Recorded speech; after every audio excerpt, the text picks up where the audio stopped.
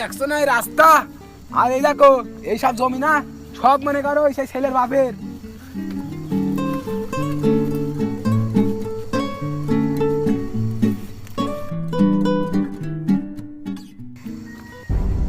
কাজ হয়েছে আমার, ওই পক্ষতে নেবো 20,000, এই পক্ষতে 30,000। এখন আমার ধরে কিটা?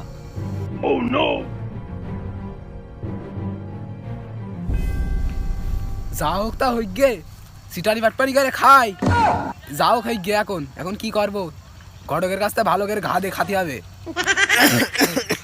চলো বাবু, চলো বাবু।